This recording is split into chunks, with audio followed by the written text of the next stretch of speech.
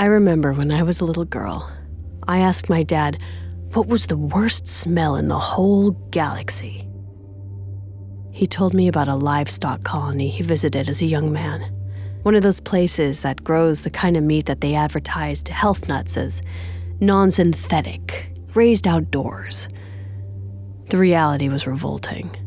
Cattle, packed in, shoulder to shoulder, all the way to the horizon. They were jammed so tight, feeder bots outfitted with buggy wheels literally drove across their backs. The air was thick with flies and disease, and the stench of cows that got sick and died where they stood, their meat putrefying under the red sun. He described it all so vividly. It felt like I was there. And when I was growing up, I was so proud that my dad had smelled the worst smell in the galaxy. But of course he hadn't. Because he hadn't smelled the inside of a Kig-Yar pirate ship. Let me go! Please don't antagonize the bird monster! They dragged us through the belly of their ship.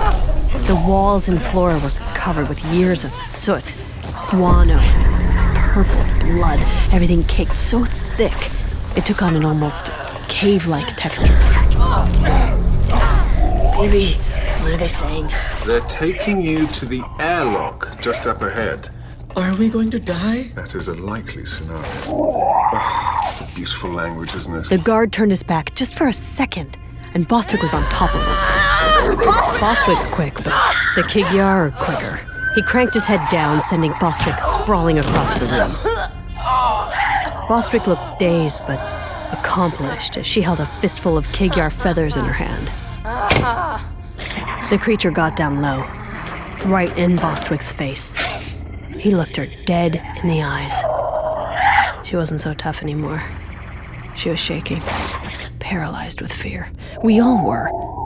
I tried to think, but my mind felt like paste. I couldn't string thoughts together. He says he is now opting to send you all out the airlock in pieces. And now he's swearing. And, oh, well, I'm not translating that. People describe your life flashing in front of your eyes before you die. That's not how it is. It's not in your eyes. You don't see it. It's a mass remembering. An explosion across your whole mind, every synapse firing at once.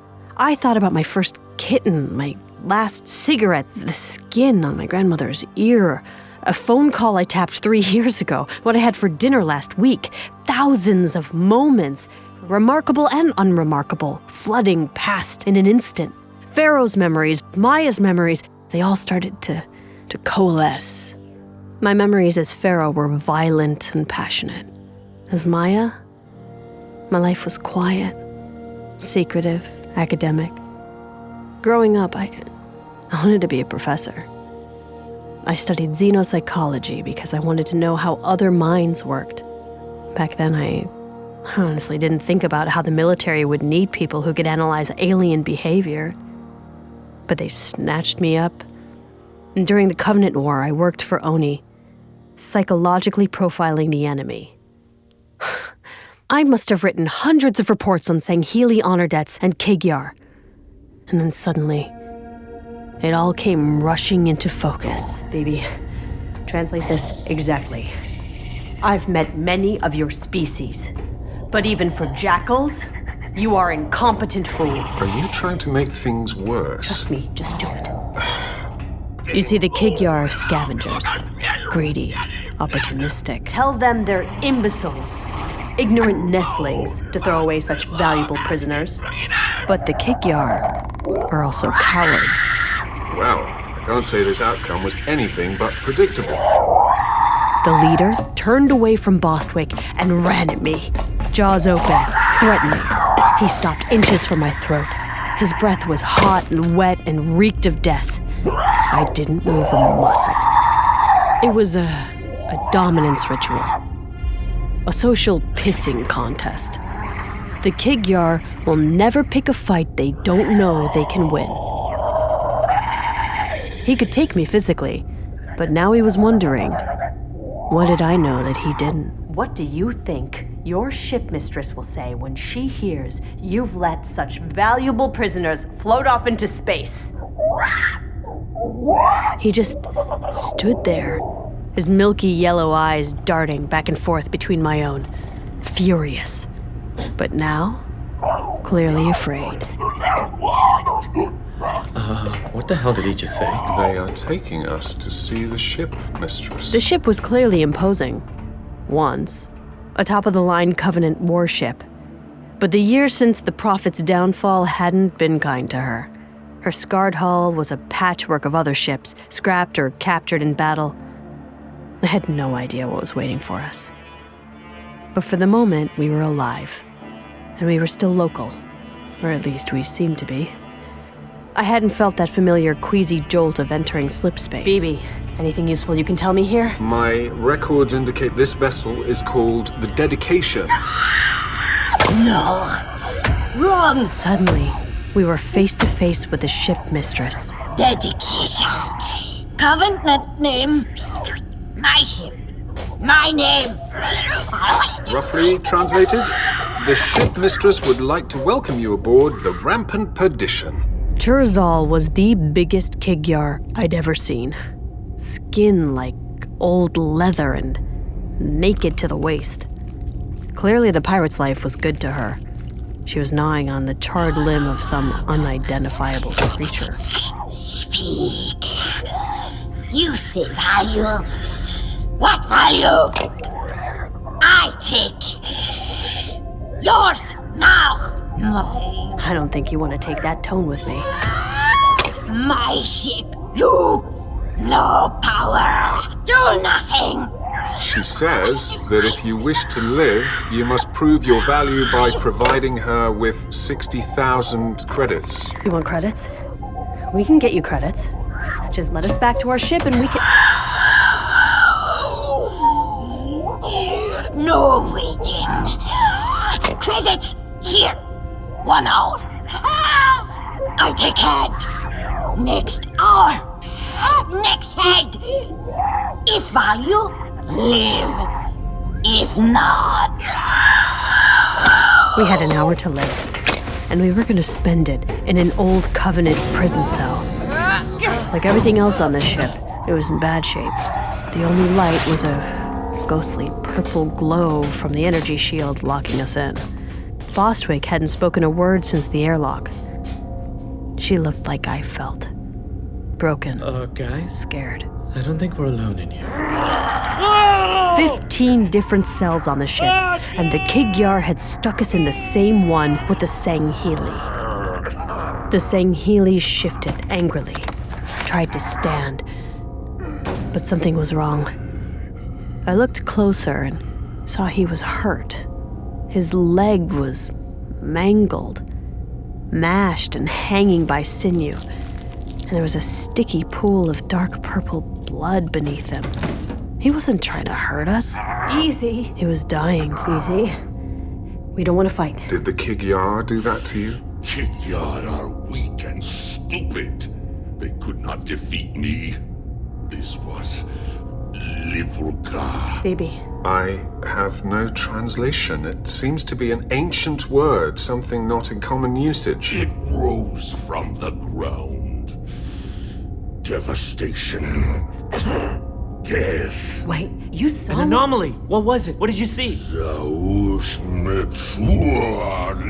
He says he was at one of the colonies on a diplomatic mission. He saw the event and was badly injured, but he cannot describe it. He keeps using the ancient word.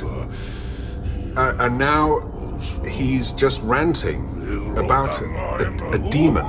Demon? He's gotta be talking about the Master Chief. You have brought this upon us. Humans. Let a demon desecrate the holy site.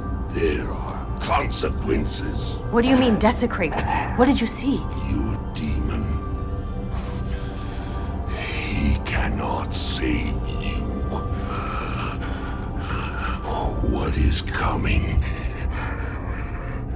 There are more. Many more. This is just Beginning of what? Hey! Beginning of what? The Sangheili went still. His four-hinged jaw slack and his eyes clouded and unfocused. He was gone. What do we do now? I just stared at Mashak. There was nothing we could do. Maybe there were going to be more anomalies. Maybe the Master Chief was involved somehow. But we were about to get our heads sawed off. It was someone else's problem now. This may be an inopportune time to discuss, but while you may not be able to save yourselves, you could still help save humanity. Maya, if you just give me the chip, I can relay the data to Oni. Are you kidding me? Why? So that they can cover it up? Intelligence is a tapestry. This data must be combined with everything else Oni knows to separate truth from fiction. Oh, please. Oni doesn't care about the truth. What do you know about anything? I know what I've seen. have and I've almost seen a whole lot infinite of intelligence. No, I know, you're just a zombie. Wow, I impressive. am Shut up, both of you! To hell with the truth. We can't do anything. Don't you see that? What does it matter if this is just the beginning or if people are gonna die? We're gonna die here. Today. No, we're not. I'd almost forgotten Bostwick was there. We can't die here. We need to tell everyone. Suddenly, If there Bostwick are was more talking to me beings, again, they could kill millions. gaining momentum, We need to a wild warn fire behind her eyes I hadn't seen before. We can't let Oni or anyone else cover this up. I get it now. You should fight for something bigger than yourself. Pharaoh told me that. You told me that. I couldn't believe This it. is bigger than any of She'd us. seen that Pharaoh was a lie, Power to do something seen that I better. was an Oni puppet, We need but to try. she didn't care. She still believed in the ideals. Bostwick. Get us out of here. I know you can. But suddenly, our time was up. He pointed his ragged, bony claw at Bostwick. Two Kig-Yar guards grabbed her. I tried to rush them, but they were too strong. And just like that, Bostwick was gone. I paced around the cell, trying to think. She was gonna die. They were gonna kill her. I couldn't let that happen. I had to think of a way out of that cell, immediately. There was no escaping a fully functional Covenant brig. But this ship had seen better days. My eyes scanned the cell. The energy shield looked strong and steady. But the walls showed signs of hasty repairs, battle damage papered over with whatever the Kig-Yar had on hand. I traced my fingers along a crack. Maya, what are you doing? Whoa. Is that... An energy conduit. Oh, okay, neat. So now we're going to die while being exposed to radiation. BB, can these conduits carry information? Theoretically. Right, so if I plugged you into it... There are several reasons why that is an atrocious idea. Firstly, the electric shock might kill you. Secondly, the electric shock might kill me. Thirdly, UNSC AIs are expressly forbidden from interfacing with Covenant ships. But seeing as how you are already carrying me over to the conduit and I don't have a way to physically stop you, I'm guessing that it's about to happen anyway. Well, what's a few million volts between friends? Once more, onto the breach. When that first jolt hit, it felt like somebody punching me in the back of the head. That was the easy part. The second jolt sent me flying. I woke up halfway across the cell with my ears buzzing and my muscles vibrating. But my heart was still beating. BB! Just because that worked doesn't mean it was a good idea. The shield was down, but we couldn't access many other systems. I sent Mashak to hide in the hangar bay while we tried to pinpoint Bostwick's location with the ship's internal I scanners. found a bio reading 2 decks up, but it's faint and getting fainter. We're not leaving without her. I crept through the ship, screens torn off bulkheads, the walls that seemed to be alive with rot. The Kig-Yar were known for their powerful senses. That's why the Covenant made them scouts. I had to be silent, but the floor was so cluttered. Every step was perilous. One wrong move, and they'd be on top of me. Up ahead, there was an open doorway. I had to get past it, but I could see light and shadows dancing out of it. I carefully crept up to the edge and peered inside. The room was filthy, packed with Kig-Yar all crouched on the ground in tight circles. They were agitated, heads up, paying full attention. They'd spot me in a second if I tried to sneak by. But then, another Kig-Yar entered. He was tall and lean and had bright quills. An officer, maybe. He was carrying a heavy vat. He stopped at each circle and ladled out some ungodly stew onto the ground, filled with flesh and eyes. I almost gagged when I saw it. As it slopped in front of each circle, the Kig-Yar went ballistic, burying their faces in the piles, fighting each other to get their fill. I realized they were distracted, and the moment the last circle had been served, I rushed past the open door and started up the maintenance ladder, climbing as quickly and quietly as I could. The scanner showed Bostwick was directly above us, but I had no way of knowing if she was alone, or even still alive.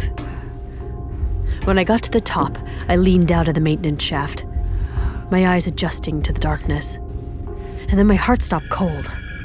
The room was filled with Covenant soldiers. Was it an ambush? Then I realized they weren't moving.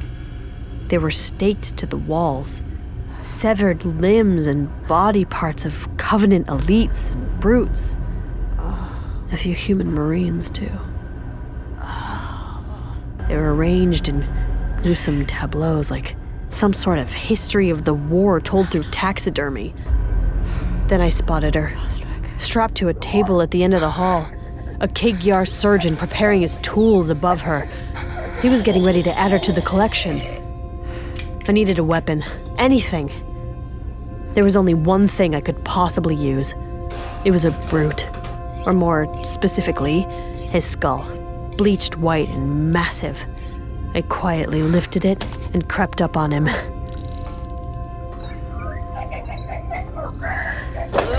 first strike caught him by surprise, but he was still on his feet.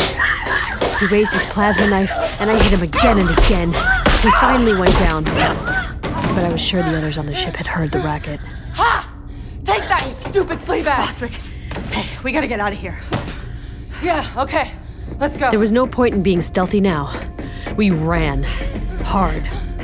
The ship was a maze of burnt-out gear and dead-end corridors, but we finally made it. We could see our ship at the far end. We sprinted, and we were almost to our open cargo door. She stepped out of it. Yes! Cherzal had caught us. We were surrounded. No value. You lie. Trick. Waste time.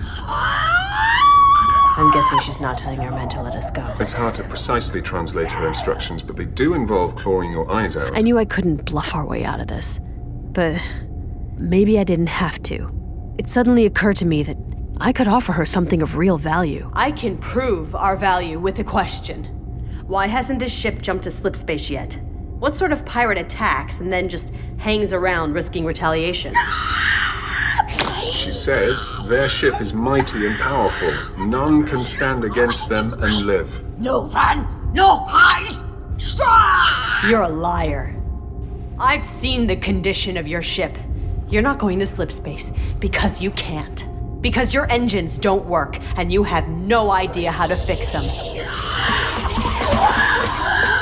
Tell me I'm wrong. She had a powerful warship, but she was trapped in a single star system at subluminal speeds. She was a shark, stuck, preying on minnows. Impressive insight, Maya. For a human. My scans do indicate that the slip space engine is locked down. Probably an old security measure put in place before the Kig-Yar seized the ship. You fix. Yes. This only value. We can fix it. But the price is our freedom and our ship. She hissed and leaned forward. The Kig-Yar stirred, uneasy, spring-loaded to unleash more violence, waiting anxiously for Cherzal's decree. I was anxious too. I felt like I just played my last card with her. And if she said no, I knew we were going to end up on that wall of horrors, one piece at a time. She leaned in close to me, and I felt felt her exhale on my face. I didn't breathe, but I didn't flinch either. You fix. You free.